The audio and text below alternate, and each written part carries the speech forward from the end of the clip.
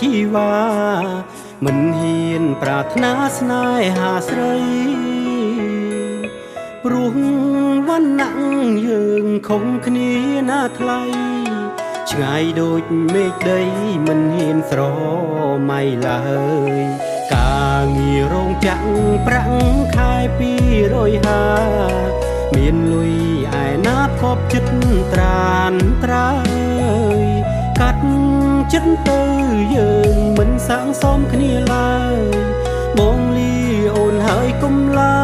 យស្រណោះស្នេហាយើងមិនអាចជួបគ្នាបានឡើយអូនហើយកុំនៅអាឡោះបងគ្មានអ្វីក្រៅពីបេះដូងស្មងតែត្រូវរងគ្រោះព្រោះម្ដាយអូនមកបំបែកព្រមកាត់ចិត្តចេញពីជីវិតថ្លៃស្នេហ៍ស្មងគ្មានន័យគ្មានអ្វីប្រកែករុងបងក្រមិនសមធ្វើតួឯកត្រឹមសម្រក់ទឹកភ្នែកញែកបេះដូងចេញពីអូ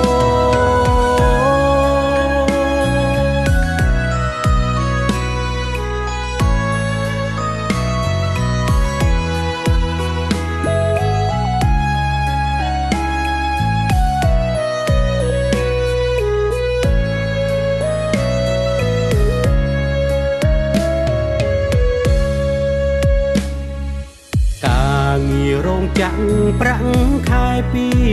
250មានលុយឯណាខប់ចិត្តត្រានត្រើយកាត់ចិត្តទៅយើងមិនសាងសមគ្នាឡើយបងលីអូនហើយកុំឡើយស្រណោះស្នេហាយើងមិនអាចជួបគ្នាបានឡើយអូនហើយកុំនៅអាឡោះបងគ្មានអ្វីក្រៅពីបេះដូងស្មងតែត្រូវរងគ្រោះព្រោះម្ដាយអូនមកបំបែក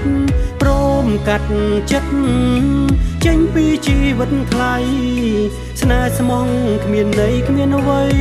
ប្រកែករុងបងក្រមិនសមធ្វើតួឯកត្រឹមសម្រក់ទឹកភ្នែកញែកបេះដូងចេញពីអូស្នេហា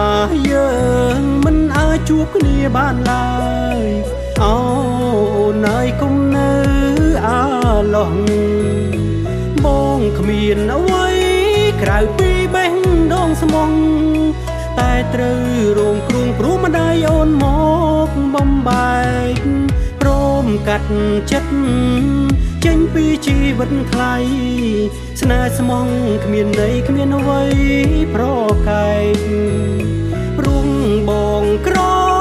មិនសមធ្វើតួឯកត្រឹមសម្រក់ទឹកភ្នែកញែកបេះដូងចេញពីអូសូមជូនពរឲ្យគេល្អដឹងស្ងួនចេញមើលថែនឹមនួ